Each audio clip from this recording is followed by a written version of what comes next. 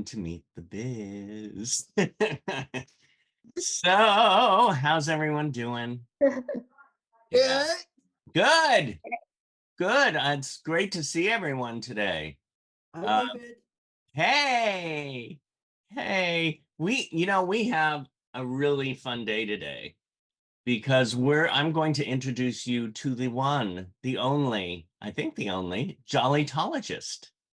Right. Yes, he is the one, the only Jollytologist, and I met him at a dear friend's birthday party.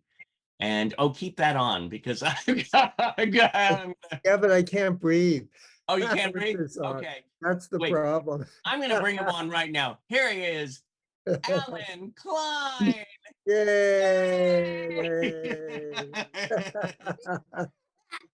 I can All see like right. you can't breathe. That thing is on your nose, but we love that nose. Yeah, I can put it back later. Okay, well, that's what we should all do. Get your noses out, and we'll all put on our noses. I've got mine on already. Well, I'm just jumping in with you. I mean, you've done so much in your life that it needs to be made into a documentary. That's all I have to say. I was going through all your wonderful stuff. What a brilliant life. Say that again, David. What a brilliant life you have. Yeah, well, I had a life. I compared to others, maybe it's a little more brilliant. I don't know. We go day to day through our life and things happen and we deal with it. And I've dealt with it in various ways that may have then influenced other people to change their life. I don't know. But my goal is, I think, to bring more joy to people Mm, and maybe help them live a better life yeah. and a more joyous and happy life. And just take one day at a time and see what happens. Well, I mean, from the time that I met you, which was only, I think, a month and a half ago at our mutual friend's birthday, Michelle, um, I right away you have this magic about you. And when I say brilliant, you people sometimes, they live their life to the fullest, and that's what I consider brilliant. One thing, like I mentioned before, um, you're a jollytologist and you're the one and only jollytologist. So I my made it question up. is, I made it up. you made it up. What is the definition of jollytologist? Well, first of all, Debbie, you could be whoever, whatever you want, right? No Yeah. one's saying, that I could not be a jollytologist. So, um, we'll get into my story of how I got here, but I studied humor and the therapeutic healing power of humor for a number of years. Mm. And a Greek word, gelos, Gelos, means laughter, and ology is study of. So I called myself a gelotologist, but people thought I made that wiggly dessert. Gelotologist. That wasn't good enough. So I What's your changed it. favorite flavor, Jello? Right. Not green. I know that. I brings up, I was in the hospital a number of years ago, and every day they brought me green Jello. And I go, do you not have another color? I know all the So colors of the rainbow. yeah, 3 times a day it was green Jello. So that's not my favorite one. I know that. Um, so now I lost my train of thought. Oh, uh, Jello, Jolly. So I changed Jellos to Jolly. So Jollytologist, the world's only. I tell you, and I'm so glad I was reading, and that's just one moment, one speck of who you are. I mean, you have like as my friend Rosalind Kine was talking about sands on the beach. There's so many sands, and you've got so many sands in your personality. I want to go back. I want to go back to what is your earliest memory? My earliest memory is going to my aunt's wedding. Oh, and I had a picture here somewhere. I don't know where it is. I was 5 years old. I Oh, was the page boy. I was in this tuxedo. It's a really cute picture. I wish I could show it to you. I was in this tuxedo, we'll show and it now. There it yeah, is. well, it's in our head, my head at least. And the funny thing is, they gave me when they took the photo, they gave me a pair of men's white gloves, which were huge compared to my little size. And it looks like I'm like holding my father's underwear. Uh, but I walked down the aisle with the ring, I think, on a pillow, and then they whisked me home, and I could not stay at the wedding. And I always thought, why couldn't I enjoy the wedding, you know? And but that I think would be my earliest memory. And so it was a joyous occasion, and I was in a costume. Oh, I love it. And Yeah. that and those costumes followed you throughout life. They did, not so much as an actor, although I did act in summer stock when I was designing scenery. We could talk about that too. Yeah, Um, but they gave me a couple of roles they needed another actor. And so I filled in. filled in. So I was in costume, and I do love costumes. You saw my jacket at at a friend's birthday party, very colorful. And so, I love dressing up. Yeah.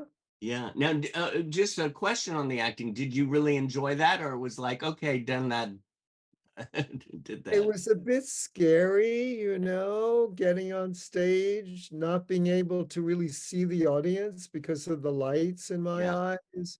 yeah. Um, but in a way, enjoying it. Yeah, just becoming a different person, for a little while. Well, what was so wonderful too is you didn't necessarily want to be on that stage, but you created that stage.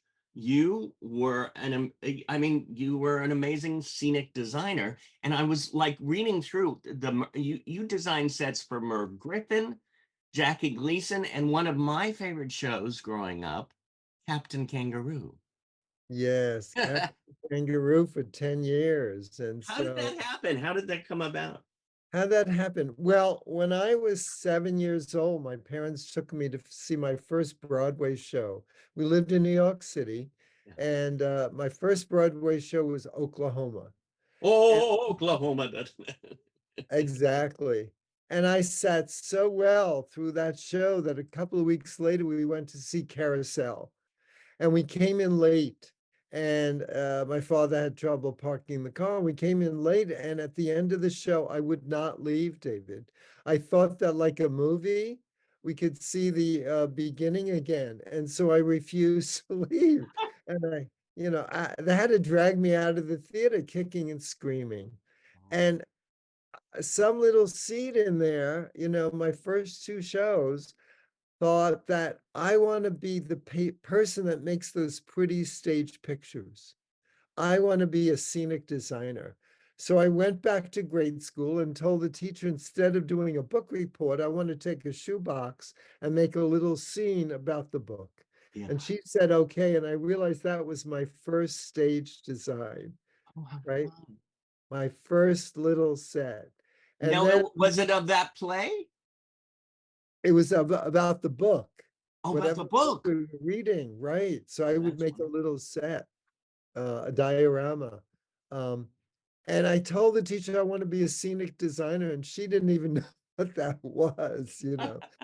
But I grew up, and high school, I lived in New York, and every Saturday I went down to see a show, a Broadway show, $1.50 in the second balcony.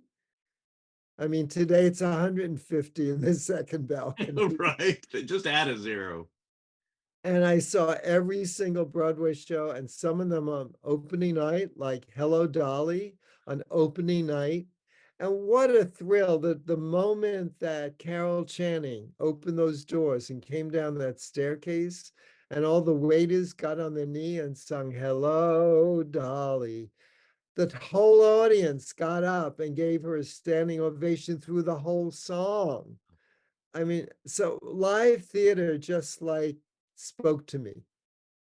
I know in movies you can do this incredible explosion and car chase, but when magic happens on the stage, it is truly incredible. So I wanted to be a scenic designer. I designed things in high school, not high school so much, but college. Hmm. And I got into Yale Drama School, Yes. 3-year masters, and I was kicked out of Yale in the first year. I No, was what? told, yes. I That was doesn't make. told I was told I had no talent, basically. Um, and it was a weird system. They had 12 students that they admitted. And the reason they did that is they had, for 3 years, the first year, they had, well, you were just admitted, but the second year they had 8 small stage productions. So all they needed was 8 designers. So they kicked 4 out. Oh, And then last year, the final third year, they only had 4 main stage productions. So they kicked 4 more out. well, there you So go.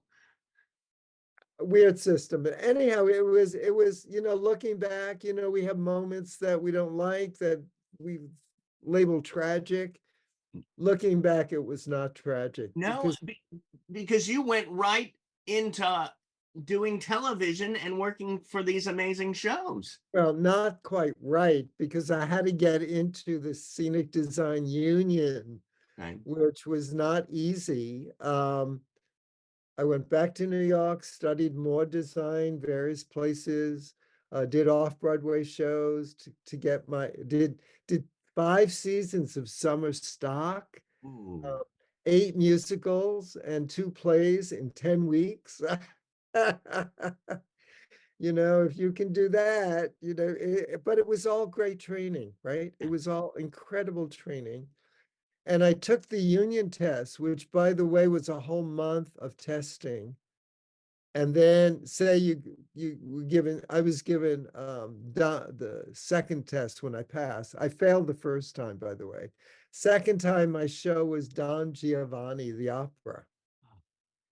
And so I got to do the sets, the lighting, and the costumes in 1 month. Oh my gosh. And then you come back in a weekend on Saturday, you have another test, and they'll say things like, the director does not like your design for the ballroom set, redesign it. And you have like 2 hours, things like that. Oh my God.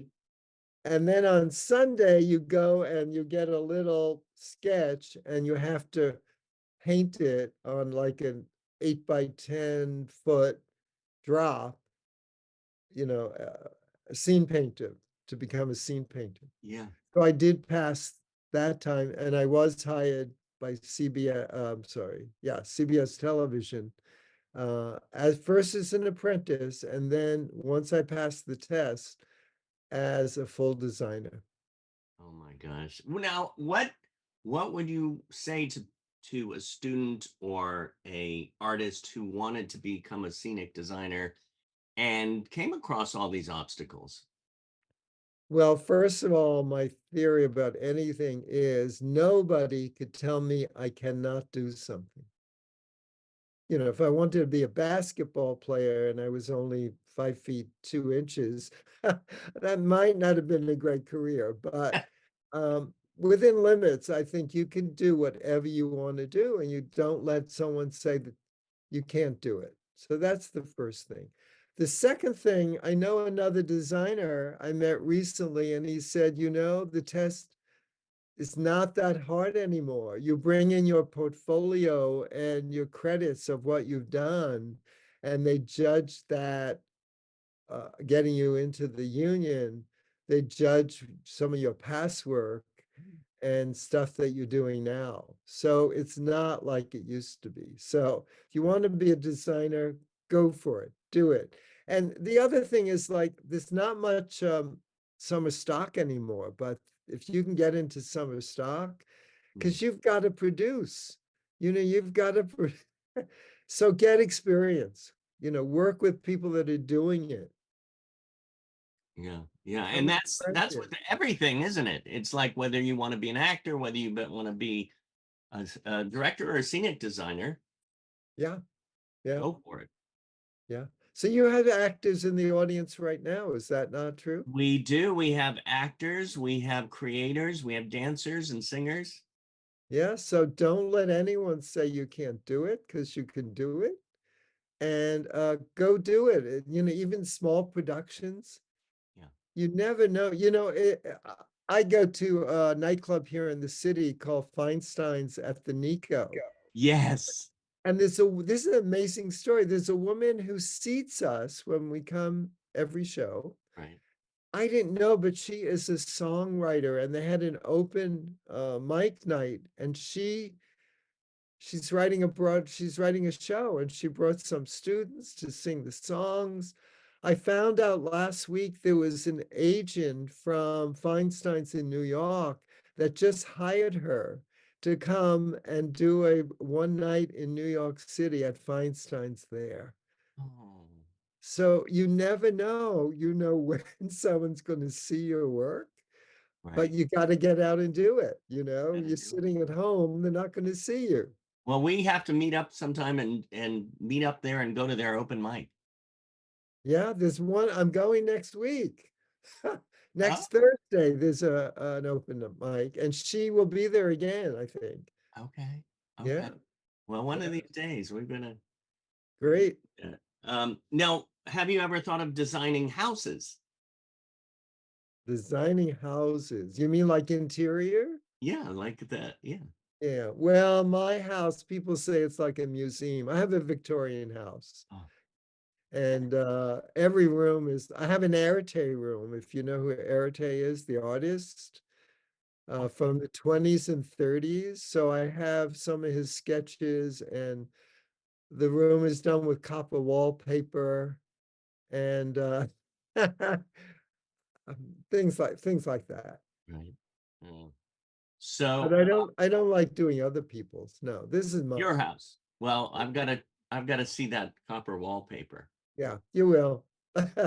Um, so you talk about television. You actually came out on television, right? Before you came out to your parents, or you came out to your parents first? I have a terrible memory of dates. Ah, And I think I don't even know how old I am.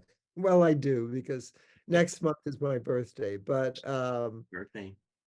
I you know, I don't think dates are that important, Yeah, like I'm as young as I feel, yeah, you yeah. know? Um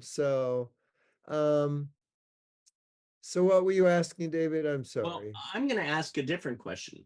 Okay. I'm going to throw out a name, Anita Bryant. Where can I start? God. Where do I begin?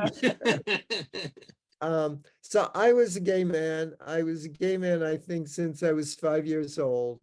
But In that suit, right?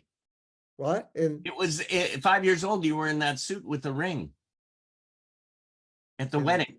oh, at the wedding. Yes, right, right, right, right. Uh um, so but I hit it, and I found this wonderful woman, and we hit it off, and we got married, and we had a wonderful little baby girl who's now my 50 some odd year old daughter. Sarah.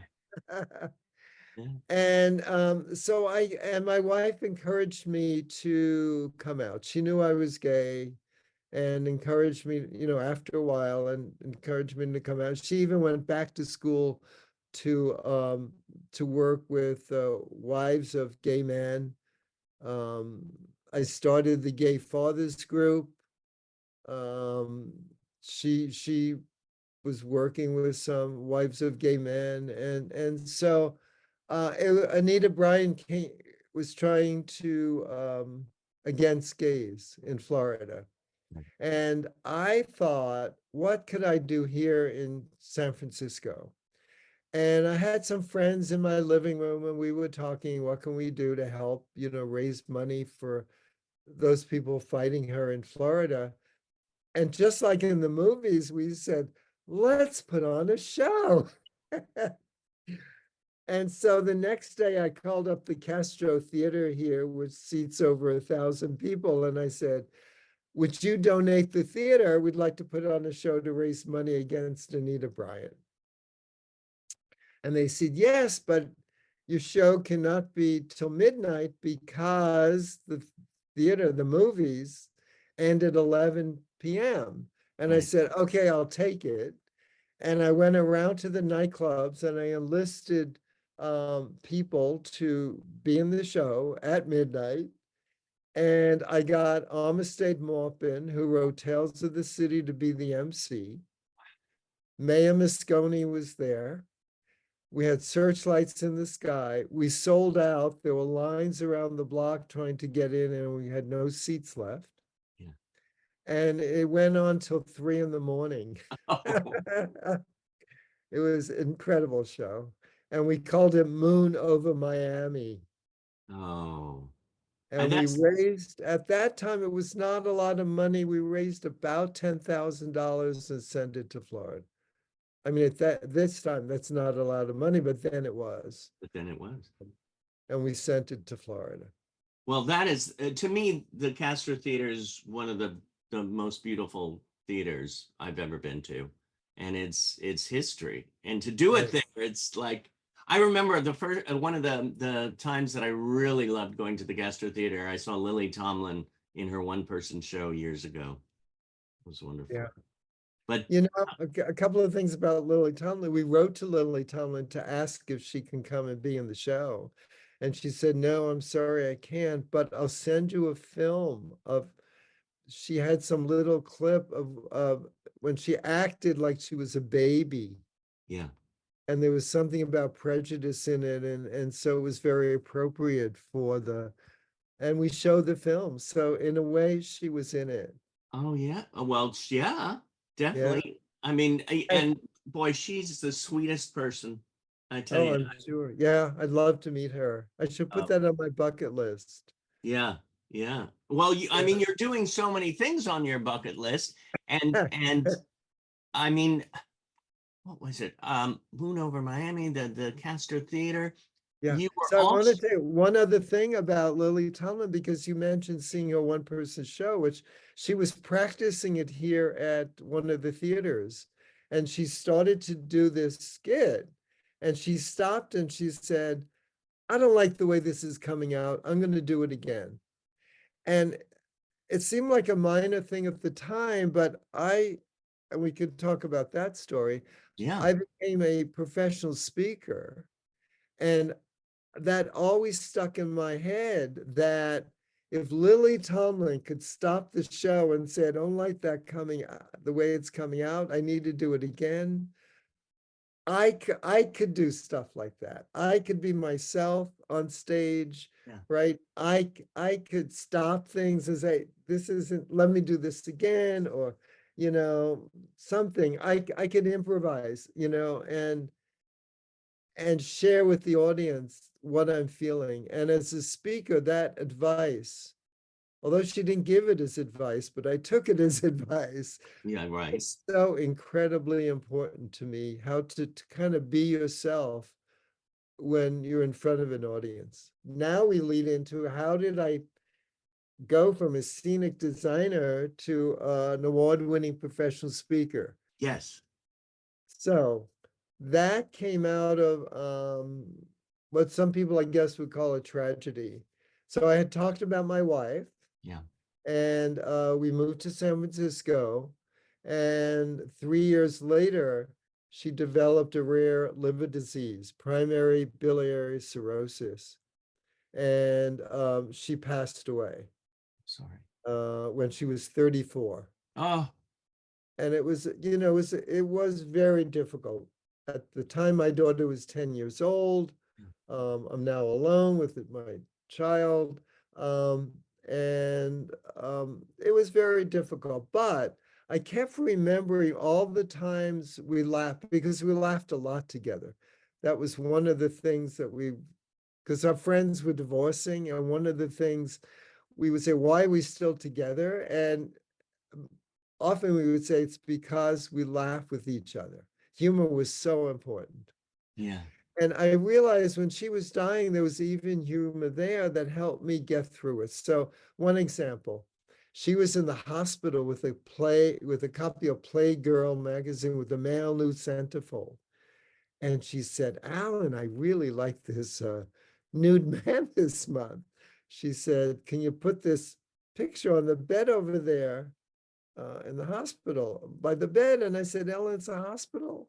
Little risque for that. She said, well, maybe you're right. She said, why don't you get a leaf from the plant and cover up that part? And I did that, and things are fine for the first day, fine for the second day. But David, by the third day, the leaf starts shriveling up and revealing what we were trying to conceal, and we would start to laugh. Well, at least the leaf shriveled up and nothing else. That's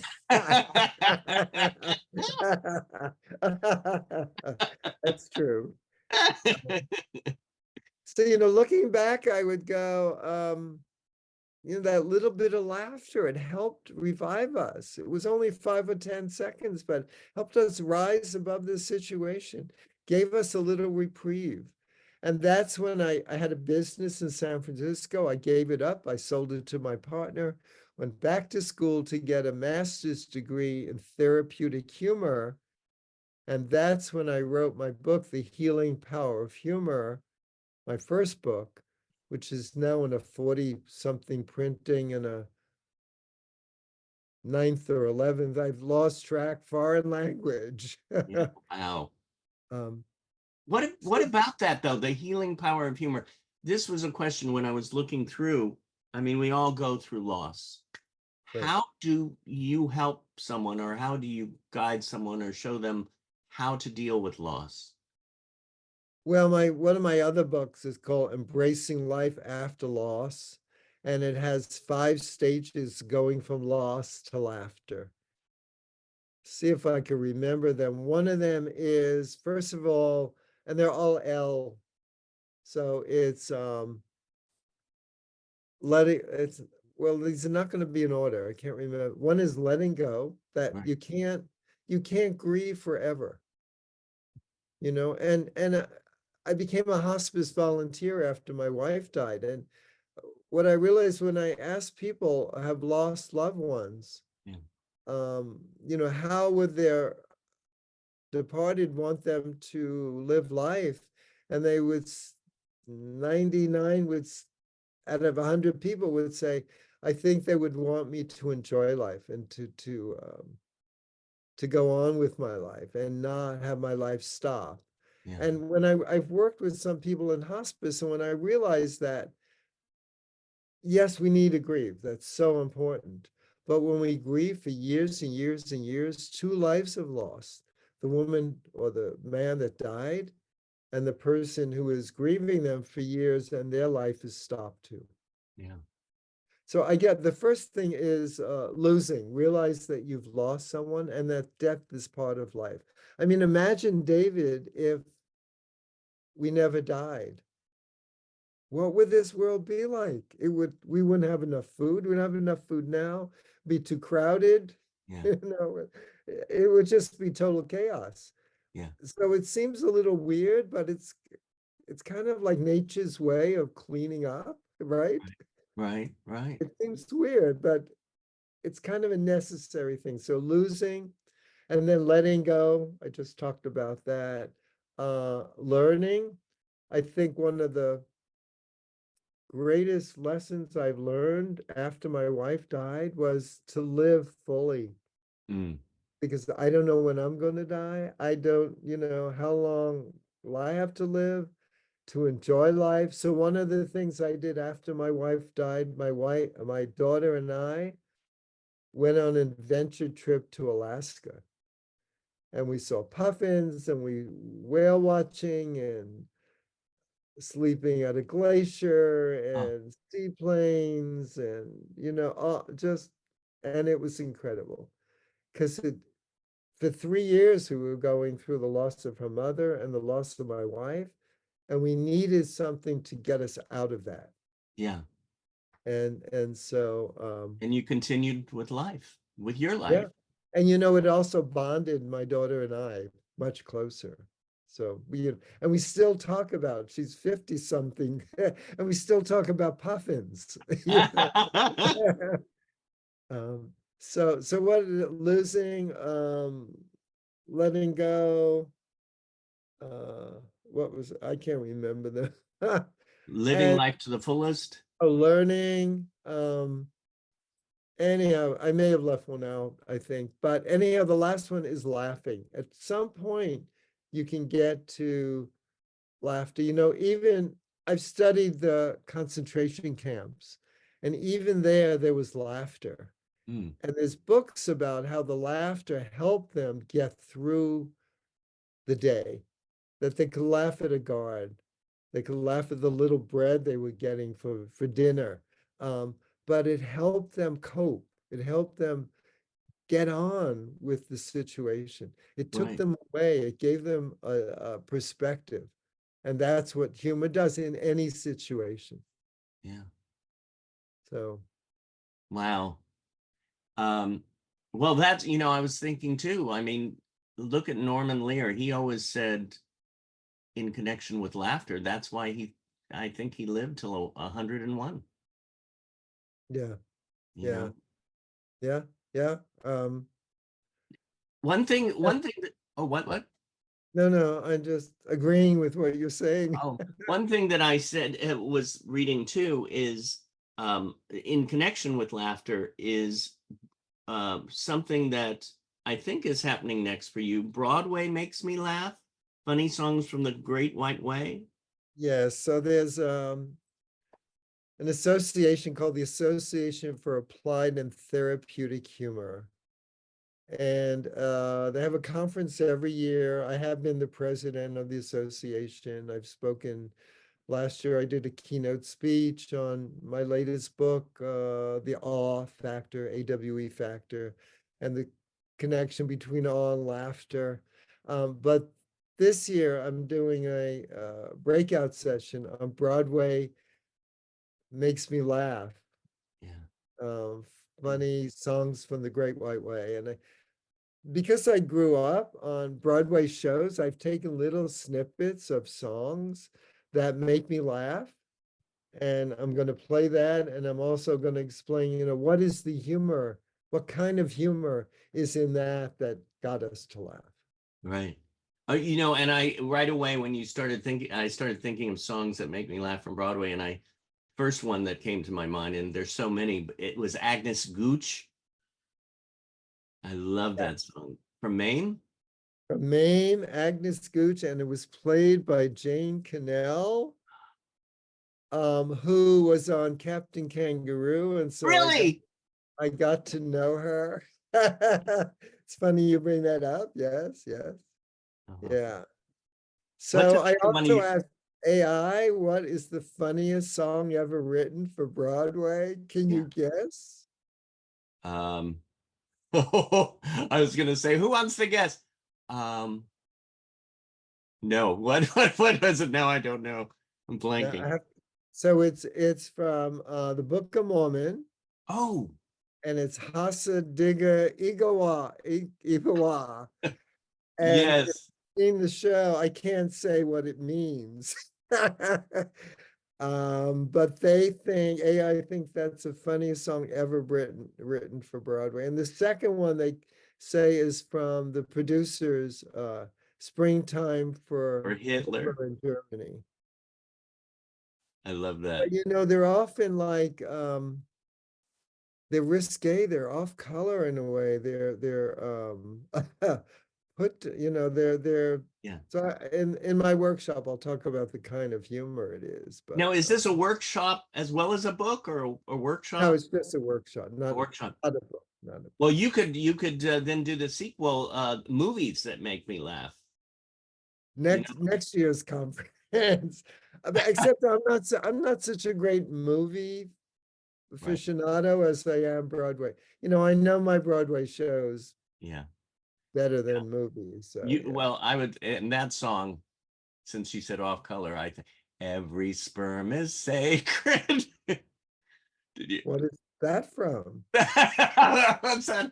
Oh my God! Now I'm blanking. It's Monty Python.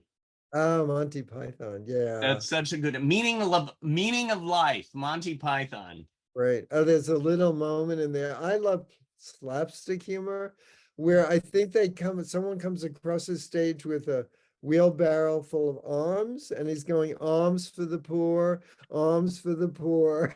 Right. Oh my gosh. The- So, yeah. uh, well, and you've won so many awards, and you have, how many books do you have out right now? Somewhere over 30.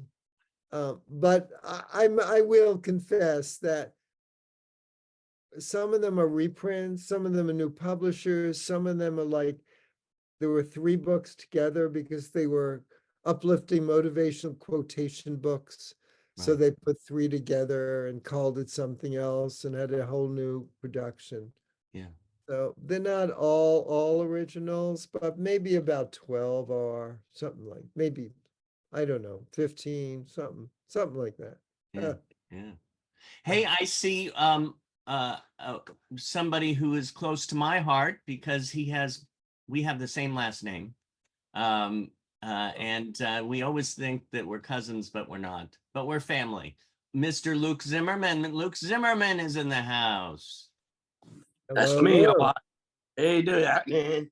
Uh, I'm so sorry about your wife loss. I know what you've been through.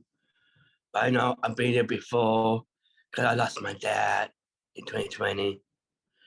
And tell you, but they are now, they're in heaven, playing poker. You know that. So they're playing poker now in heaven. They're playing poker in heaven. Yeah, Right, so they are now. right. But, I really interested about your craft and your career, all that stuff, like about acting and everything. But our experience here working with David Allen, he's a great guy. And he always told me how I get everything down. He's the one I know. But you watch this movie called Me the Focus, but he's still in the movie. Trying Yes. to find him, trying to find him in the movie, but I can't find him. Oh, I'm on deleted scene number 14 Okay, then. of Meet the Fockers. And also, there is on the DVD the extended version. Uh, It was my 10 seconds of Fokker fame. so how I get that DVD? How do you get the DVD? Where is it? Somewhere around here. You can order it Uh, on Amazon. I'll tell my mom about that. Yes. But yes, and you brought up something wonderful, Luke, about Mhm. moving through the grief. And Yes, Alan is such a teacher of that. I know. It's like, it's very hard for me, Alan. I heard about my dad and I tried to hold in, but really, I don't know how to do it.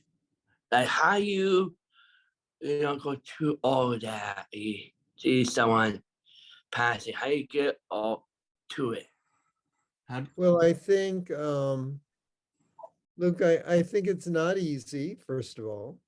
And second is, as I kind of said, you could get stuck in it and you're not enjoying life anymore. And I don't think your dad would have, that's the way he would want you to live. Um, right. So in a way, by not getting stuck in it and enjoying life, you're kind of honoring him. So Yeah, instead of feeling guilty, some people feel guilty when they, enjoy life after a loved I one. am now because I can't, but my mom, I always do things for her, because my mom's still around, just hanging there.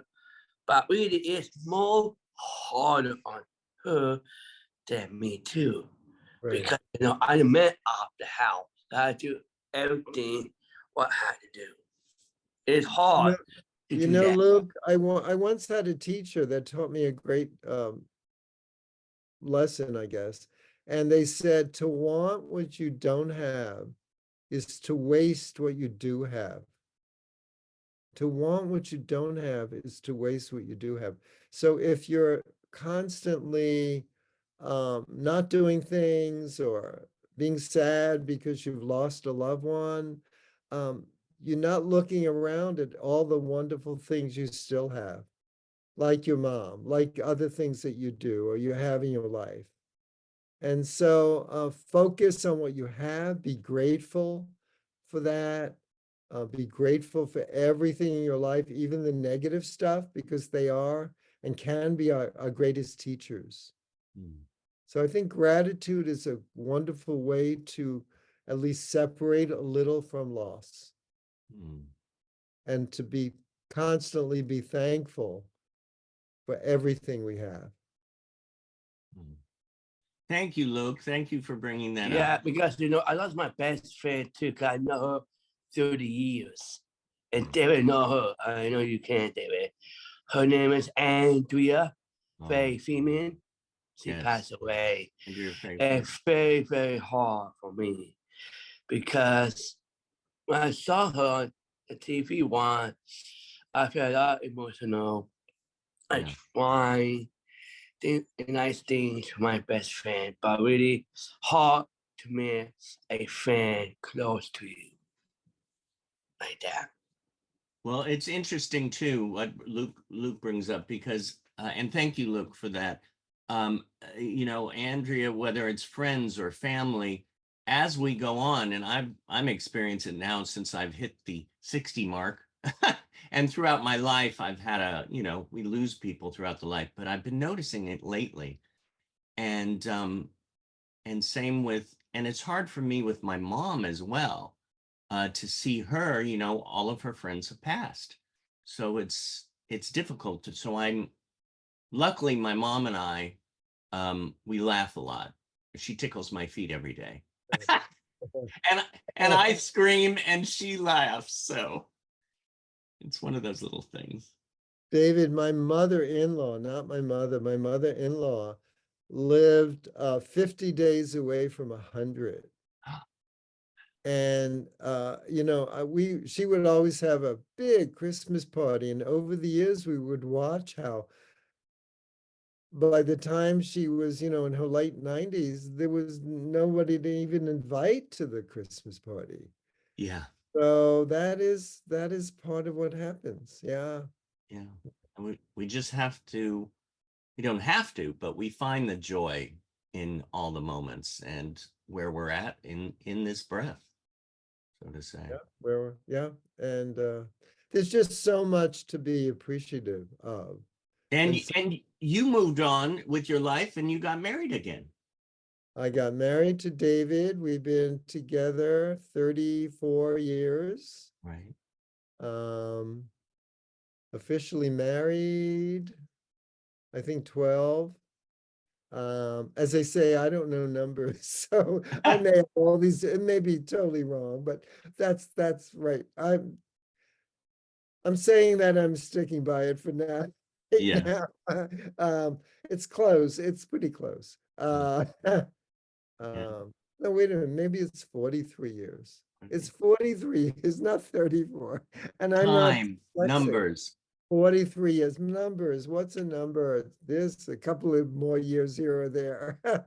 So yeah, I am so grateful, my relationship, my daughter, the work that I do. I can't help but be grateful for meeting people like you, other people, our mutual friend.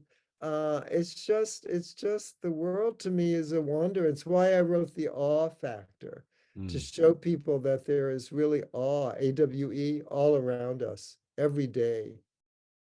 Oh, that's gorgeous. And how science is finding the more awe we can get in our life, um, all the things it can do to keep us healthier and happier. Yeah. Yeah. And talk about awe and wonderful and numbers is this coming weekend is my mom's 98th birthday. Wow. So we're gonna celebrate. We celebrate every day, but we're gonna Yeah. celebrate. 98. Yeah. Woo. We have several people we'll try to get in a couple more. We have the beautiful a dear friend, Miss Tracy Turner. Tracy Turner. Hello, Tracy. Hi, it's so nice to meet you. Oh my god. David always had a way of finding good people. How your mother, David? And so you're amazing. You are absolutely amazing. And I'm reading a book right now on Holocaust, and it's so amazing to see what they, so many few people have had difficulty in the Holocaust, and I just I can't fathom it. I cannot fathom it because it's so awful. The Holocaust was so awful. I mean, Yeah. I just don't understand why people, Jewish people, and the belief. I mean, Jewish people are so cool. I mean, in fact, my mom went up, my mom grew up in a Jewish neighborhood, so she's very she loves Jewish people, and so yeah, I- I, I- I love all people. And you brought up really a good point there, Tracy. How do we deal? We go through for laughter, we go through all this. How do we deal, Alan, with hatred? How do we deal with all the, we want to laugh, we want love, but then we're pushing against this, like what you brought up, the Holocaust. It's like it Right. it, it baffles my mind. Thank you, Yeah. Tracy. Well, again, it may not be easy, but and I actually posted this on Facebook this week um, um, to give away what you want to receive. So if you want to smile, you smile at someone, right? And they'll smile back. So in situations like we're talking about, and it's not easy to give love, even though those people are not loving you, perhaps they're putting you down, it's hatred there coming from them. What if you just love them for who they are? Mm, Not for what they're doing, but for who they are. They're a person, they're a human. yeah, And maybe they're doing that because they need more love. We don't know. right, Yeah. But we're the only ones that can change ourselves. We can't change other people. I right. had a father who would annoy me a lot because he was always so negative. Yeah, And I realized I could not change him, but I could change the way I react to him. That I could change. And so, it sounds like impossible, but we could love those people, yeah, no matter who they are, no matter what they say about us, yeah. because It's they true. need the love. They really need it. Yeah, They're probably bitter people. They need it. And we're holding it back from them, and it's upsetting us. yeah, So to love them opens us up, makes us feel perhaps a little better. And maybe some of it might rub off on them. it's beautiful. Thank you. Thank you, Tracy. Um, let's see. We'll get one more here. How about Ken? Ken. Hello, Hey, Ken. oh my God, thank you for picking me. I know you are saying designer because I'm a painter also. I graduated Ah, all this years ago, and I was watching the lady who designed it, Saint Kennedy and Bill Clinton, the interior designer. What is that? She just passed away, 101-year-old from New York. oh, yes, Oh, very bold looking. yes. Emma, her name is Rayful or something like that. I She's forgot her name. fashion icon. You know what I'm talking about? The big glasses, like Oh, yeah, Gaga. yeah, yeah. White And when hair. you were, yeah, and I was like, oh, I'm a painter. When you talk about it, there is no, you should don't let control your goal to anyone. You cannot make it because I'm fine artist. Recently, David, the one gentleman I met in the Inglewood where you are, and he texts me through Messenger. He's planning to shoot the location. I said, I live in Inglewood right now. I used to live in Torrance. I live around here. He asked me, do I have a painting material to paint? I was like, yeah, I'm willing to do it. but he hasn't determined what day he's gonna be shooting next month. But I'm willing to do so. My point is, I'm getting like an anxiety attack because I get rejected a lot. Since I was because I got polio, right?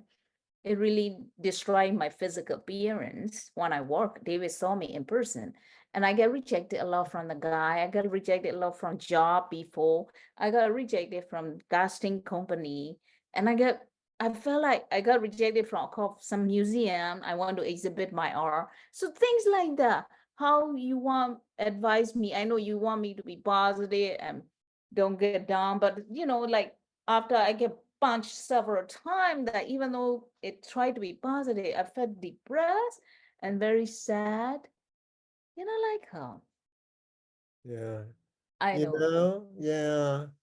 You know what I'm talking about, right? When you were Oh, talking yeah. Yeah, that. you know, I've been through it. I kicked out of Yale, wanting to be a designer since I was 7 years old. All kinds of stuff, loss of my wife, 13 rejections on my first book, and then, And now you have dozens of books. right. And, I I got mean, millions of rejection. life is full of rejections, and I just go on to salesman. I'm not a salesman, but I heard that every rejection, they think, if you're positive, every rejection is a step towards somebody buying your product. Like you mentioned the word confident, you say you're not good with the numbers. I grew up in business family. My father was so ashamed of it. I become a fine artist. My parents are ashamed of it. I'm very bad with the number too. And sometimes David noticed that I lost this remembering on the screen, a Oh, script. I can't listen. I can't I remember. since I was in the school, I have to repeat reading a lot. But you know, Instead, oh yeah. yeah, yeah. Well, everyone has their own little special, thing. I mean, I think, well, my wife was not an artist. I was an artist, but she was great at needlepoint. She was a gourmet cook. That was her art, Yeah. So your art is not numbers. No, I'm a fine artist. When they try to teach me always to become a concept artist, because they knew that fine artists, not a lot of us able to make it. Yeah. One in a million. I tried to learn this computer art anime. Oh, I hate it. I couldn't Yeah. remember. I drove everybody crazy I because think you need to follow your heart. my Oh, father is fine art. Yeah, Not even realism. yeah. well, you know what? I want to interject here too, is what you said, Alan, about giving or loving others and sharing the love with them, even if they are negative. I'm seeing this with you, where you don't have to, but you take that love and give it to yourself. Ken. So as well as we give love to others, we have to remember to give it back to ourselves. And Corey Allen taught me that. Corey Allen, because I used to be a giver, Oh, in that way. But then he said, well, it's a circular motion, because when you give, you receive. because I got very tough life. I got abused so many times. It was very difficult for me to get overcome. I've been through this, but I found it the swimming and the fine art give me like a concentration, and the art give me a lot of release my anger and sadness. Of course, apply happiness, some of that. Yeah. I've been through this thing a lot, so it just felt like I didn't want to do anything with certain people in my life because it's a bad memory. The other thing, you talk about giving, but also forgiving. Forgive yourself because it didn't work out. Forgive the people who maybe rejected you or wanted you to become something that you're not. So I think the combination of being grateful and forgiving are really powerful.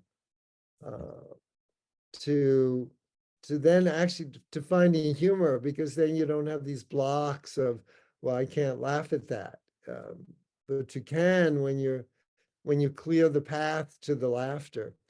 Kind of complicated and heady, but Is that clear what I'm saying? Yeah, forgiveness is very hard. Easy to lie. I can forgive you, but actually inside of sometime, no, I want to beat the hell out of you or kill you or something. It's just like, So oh, giving flowers to yourself. That's what it is. Giving mhm. love to yourself. Yeah. Oh, we're Thank you, just Ken. Thank thank you. you so much. Thank you Thank so you. Thank you. Oh, wait, what? thank you, David, for picking me. Oh, I'm my so pleasure. worried. Oh Well, I my God. saw your hand up, and we got so many hands here. We're not going to be able to get to everybody today, but as usual, we only have a certain amount of time. But I wanted to bring it back to the love. And one of these days, I'm going to have a class on um, what is one thing or a couple things that you love about yourself. I think that's a good thing um, to bring about. I had a couple more questions for you, Alan, before we say adieu for this moment. Um, Okay. what brings you the most joy in your life? Um, I think it's bringing joy to other people.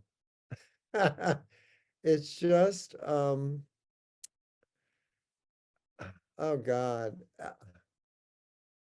I think that's why I was put on earth, is to bring joy to other people. And I do it in various ways, my books, whatever, just being more lighthearted. Um, but one thing that came to mind right now is I have a collection of ties. I told you I was going to wear a bow tie and I couldn't find Yes. them this morning. I have over 100 ties and they're pretty fanciful and it's a great icebreaker. Yeah. And people go, that is a great tie. And I would say something like, would you like a piece? I'll sell you a dollar swatch. And, like I'm cutting a piece off or something. And they laugh. And then we start to talk. It's like, I don't know, or the clown nose, Right. people love this. And it's a stupid little red rubber thing, but it just brings such joy to people. I put this on and people's light up. Yeah. Um, did I answer your question? Oh, you did. You did. By answering that question, you brought us joy because it's like, oh yeah. And it makes us think of the joy that we have in our lives. Um, this is a question that Corey Allen would always ask at the beginning of class. What do you want the most at this moment in your life? This may sound cliche-ish, but I have everything I need. I do have my bucket list, and it would be nice to, meet Lily Tomlin. Lily, if you're listening, you never know. Or Never someone know. out there who knows her, connect me. Um, but really, I think of that about that because, David, I said my birthday's next month. I'm going to be 87. Mm, So I'm getting up there, the aches, the pains, and, who knows? My dad died of a stroke around this age. Who knows? But I often think that if I go today or tomorrow, it's okay. I've accomplished, a lot. I brought joy to a lot of people. Um, there's not much else I could do or want. As I said, I have a great partner, a great daughter, a great city, a great Victorian house. Um, you know, I'm not super wealthy, but I can afford stuff, to keep me comfortable. I don't know. There really is nothing major or even minor that well, I have to say that the joy that you brought all of us today is another breath in all of our lives. So thank you for that. It's, it's my pleasure to do this. It brings me things that brings me joy. Yeah. And that's the other thing. You want more joy in your life? Give joy to other people. And it'll come back. It's, it always sounds a little weird, but even down as material, you want more money? Give some money away and see what happens. Well, I like the love and the positive. I like the love and the positivity that you're talking about, because, and that does not seem weird. What seems weird to me is the hatred in the world and the anger and this and that. So anything that's joyful and full of love is, to me, where it counts. Right. Thank you. Thank you. Listen, let's all get a screenshot. We'll get a group shot here. I'm going to release this. Oh, this. Group shot with the nose. Why not?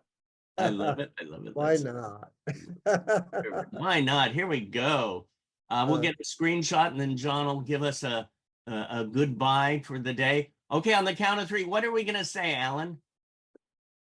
Laughter. Laughter on the count of three. 1, 2, 3. Laughter. Laughter.